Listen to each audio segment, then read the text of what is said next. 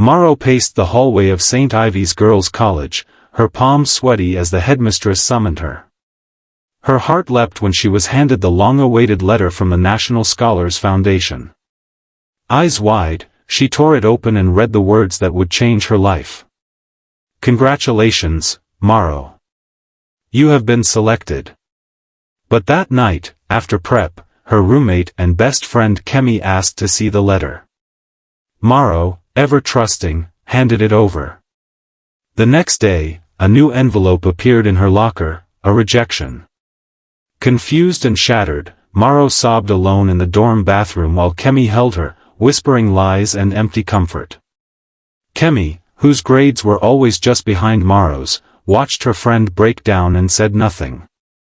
That weekend, Kemi left for Lagos, supposedly on a family emergency.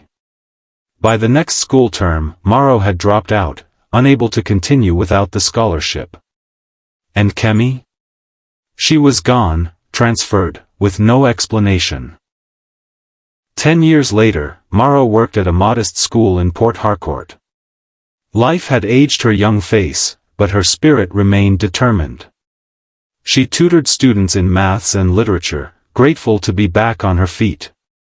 Yet, a part of her never healed, the part that once dreamed of becoming a professor, of walking Harvard's halls.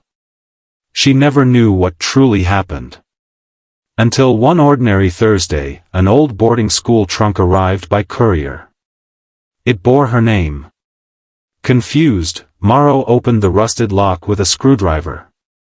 Inside, a stack of notebooks, boarding house uniforms, and at the very bottom, an envelope.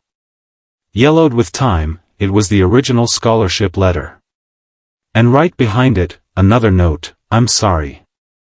I never meant for it to go this far." Kemi's handwriting. Maro couldn't breathe. She stared at the letter, the apology, and the memories flooded back. She'd believed she wasn't good enough all these years. Now she realized, she had been robbed. Rage burned low in her stomach. Who does that to a best friend? The next morning, while heading to a local supermarket, her heart skipped a beat. A billboard loomed over the roundabout, bearing the face of Dr. Kemi Ajayi, recent recipient of an International Research Award and alumni of the National Scholars Foundation. Her title boasted, Nigerian Changemaker in Medical Policy. Maro stood beneath it, fists clenched, truth rising like bile in her throat. But who would believe her now? Maro didn't want revenge. She wanted answers. She contacted St. Ivy's and requested access to her old student records. The school secretary, now an elderly woman with poor eyesight, allowed her into the dusty archives. Hours later, buried in the 2013 file box, Maro found it, her own name, crossed out. A new name written in blue ink over it, Ajayi Kemi. Someone had tampered with the official list. Maro photocopied the pages and left, her hands shaking.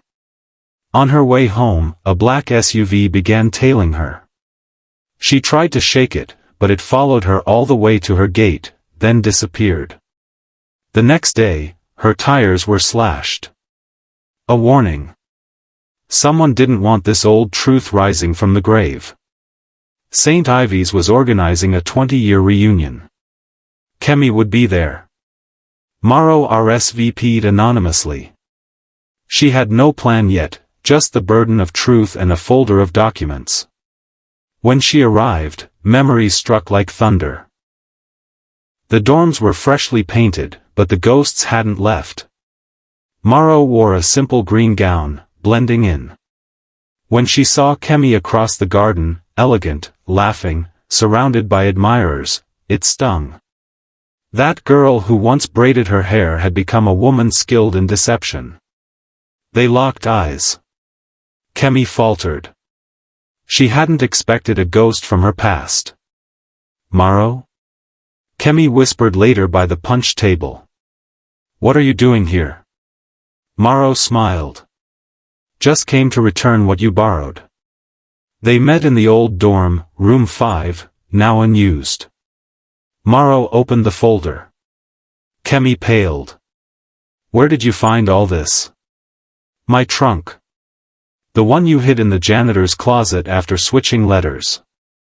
Kemi broke down. I needed it, Maro. My dad had lost everything. We couldn't even pay school fees. That scholarship was my only way out.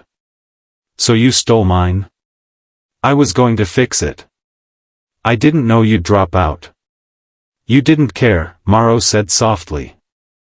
Not enough to tell me the truth. Suddenly, footsteps echoed in the hallway.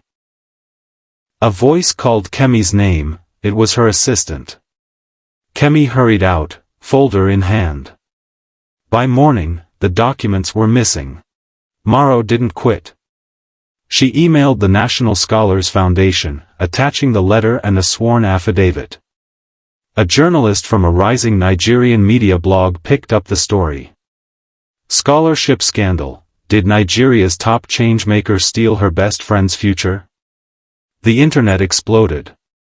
Kemi issued a statement claiming miscommunication and fabricated documents. But the foundation launched an internal investigation. A former administrator came forward, bribed, pressured, and now finally ready to talk. Maro was invited to an exclusive interview, her story reaching millions. The world saw not a bitter woman, but a silenced one, finally speaking. Support poured in. And for the first time in years, Maro felt seen. Kemi lost her awards and affiliations. The foundation revoked her honors. She fled public life. Meanwhile, a top university in Canada offered Maro a fellowship to study educational equity and policy reform. On the day of her flight, she stood at the airport, her mother beside her, teary-eyed and proud. You didn't let bitterness win, her mother said. You let truth speak. Maro nodded. And it's not done speaking. As the plane ascended, she looked down one last time at the country that had broken and rebuilt her. Her dreams, once stolen, now soared. Some truths may sleep in trunks, but they never die.